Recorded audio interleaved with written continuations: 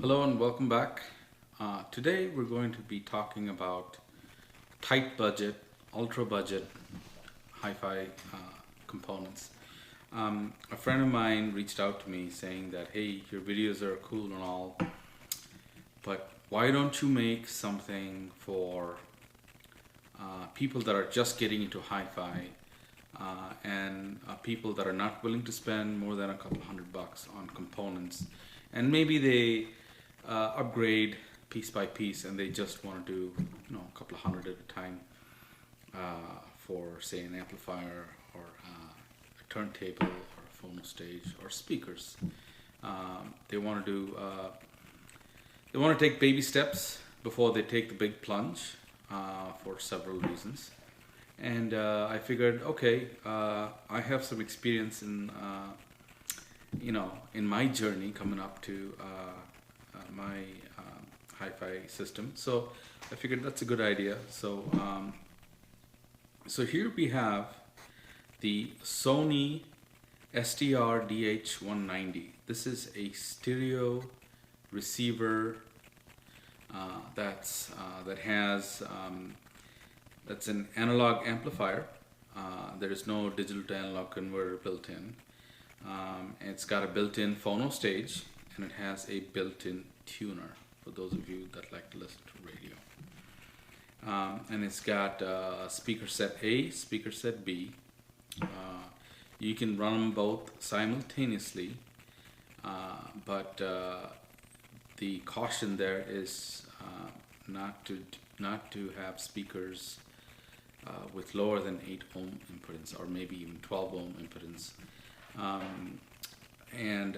Or if you're using just A or B, do not pair it with 4 ohm speakers, is what the manual says. But I've read some literature on the internet that says that it's quite okay. This amp is capable of such impedance loads. So this Sony STRDH190 outputs. The claim out there is 100 watts per channel, but at 1 kilohertz frequency. And if you look up some other sites, they say it's 90 watts per channel for the full for the 20 hertz to 20 kilohertz bandwidth at less than about 0.1 total harmonic distortion. This amp sells new for $170, I think. There are places where you can get them slightly cheaper. Let's talk about a little bit about the back of the unit as well, and then we can talk about some impressions on the sound quality.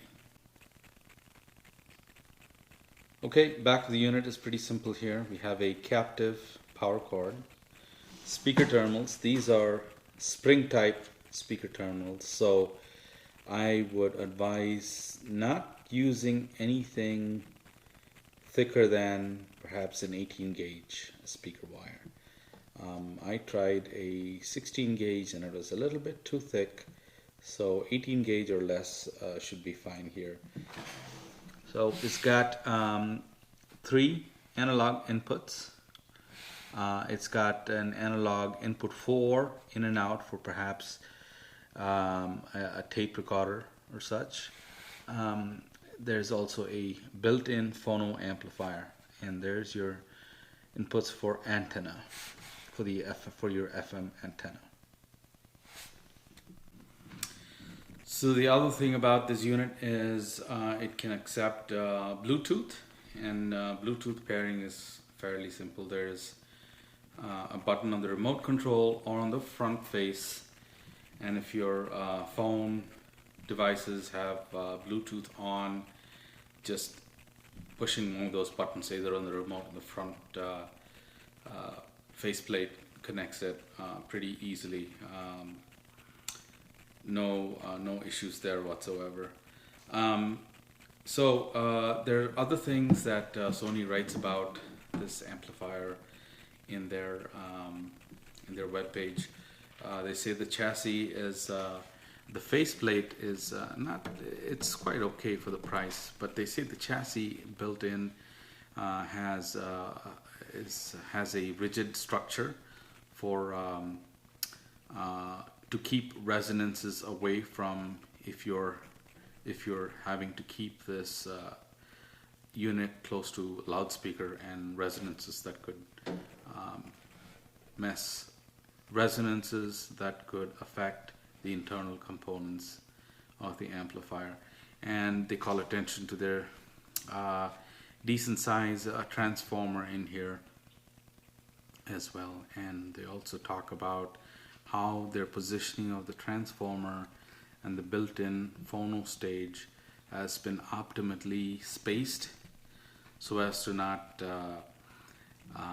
bring in some unwanted interference into the phono stage, since the phono stage, the phono stage here, deals with pretty small voltages in the order of 3 to 6 millivolts in the equalization and the amplification stages.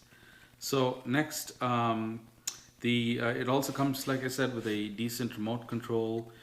You can change your inputs, volume of course, and you're also able to control your Bluetooth pairing, your FM presets, your input selection, and your bass and treble tone controls as well.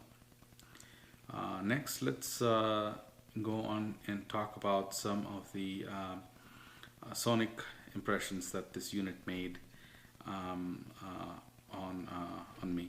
So I tried this with both a decent quality CD player. I have an older BDP, Oppo BDP 93. I also have a decent Sony DVP 9000 ES DVD, SAC, and CD player. I also connected my streamer, the Blue Node streamer as well, directly to the inputs here. And of course, I connected my phono. I used the built-in phono stage, and I also used an outboard phono stage as well. So the sound from your CD player and your streamer sounded pretty decent. I found the bass to be a little bit boosted, and okay details in the mid-range. The treble in using a decent CD player or a streamer, I felt was slightly hot. So I was able to tone down the tone controls. That's what they're there for. A couple of notches down, and it was fine.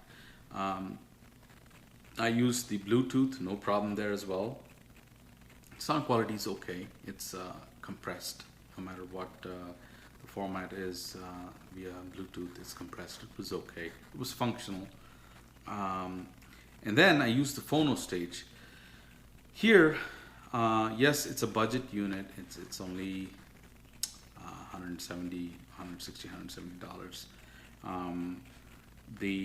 The built-in phono stage was really a bit lifeless, uninvolving compared to the CD and the driving the unit with a CD player or a streamer.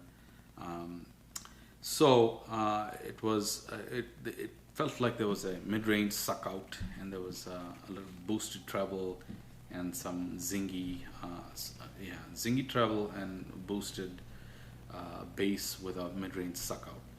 So it was not fun. So what I did was I just used my outboard phono stage. This is one of my first few serious outboard phono stages. It's a very cheap and cheerful Cambridge Audio 640p. It's there are more recent versions of it. I'll post a picture of it right now for you to see. But something comparable to that would be perhaps a Shetmani phono stage, or perhaps the U-turn Pluto phono stage that's also been getting good reviews. The Shetmani is about 129, and then your Pluto U-turn Pluto is about $99 for a phono stage. I really think to get vinyl, if you're interested in vinyl, to be a bit enjoyable, would be to have an outboard phono stage, and that really did make the music involving. The sound was punchy. There was a little bit of dynamics. Again, for this price, we're not looking for neutrality or high resolution or anything of that sort. But the music was fun to listen to. You didn't have to turn it too high to have good sound. I'll give you an example, like I like to do. So this is Donald Byrd's Ethiopian Nights Blue Note reissue. Really cool funk jazz album. So there is a really long track on side 2. It's called The Little Rusty. Really cool instruments there. Big ensemble playing there, but it's very well organized, and it sounds fun to listen to. It's got good punch. It's got sweetness, a little bit sweetness in the mid range, which is a function of your phono stage. Not the inbuilt one, but the outboard one. And the highs were nice and soft and silky. So it was a very enjoyable sound, and I highly suggest, if you're going to use this with, say, vinyl a lot, I sincerely advise you to go with a decent outboard phono stage, and the examples I gave you before. There might be several other examples too, but in the future I'll try and do some phono stage tight budget phono stages as well. Then as far as voices and rock music goes, Eric Clapton's Journeyman, really cool album. Pretending, Anything for Love are nice, awesome tracks here, and his voice is nice and clear. The music's fun to listen to. It has verve. This is a really good starter amplifier, or if you're looking to perhaps replace some vintage amplifier, instead of spending hundreds and hundreds on restoring your vintage amplifier, this is probably a good solution. It looks decent, it performs well, but don't expect it to come anywhere near the tonal colors of, say, a Riga IO. For that, you'd be shelling out $600, and but with that $600, it comes with a badass phono stage, the Riga IO. So this one costing about 160 to 170, and another 100 for phono stage. You're still going to be about 280, considerably less than half of Riga IO, and it's a great place to start until you can save up or when you're ready for going to the Riga IO. So I plan to do one or two more of these Ultra Budget Series amplifier reviews, and perhaps some of the budget turntables and phono stages, and also perhaps some budget speakers as well. So people that are just getting into the hobby and are not willing to spend $600 to $800 or even $1,000 on one component, and they're looking to take some baby steps before getting into the big dollar hi-fi components. I want to do some videos for them, and I hope you guys find this useful. If you have any comments on any components that you'd like to see reviewed, please do make some notes below. I can't promise that I'll be able to get them. I can try and see what I can, but I have a few components in mind. There is a similarly priced integrated, it's the Yamaha. I can't remember the model offhand, but I think it's the Yamaha RN202, if I recall correctly. Something for a comparison and choices for people that are just coming on board into the hi-fi hobby. Anyway guys, I hope you liked this video and found it useful. Please subscribe and like, and you're going to be seeing more of this tight budget, ultra budget series hi-fi components review. Thank you very much.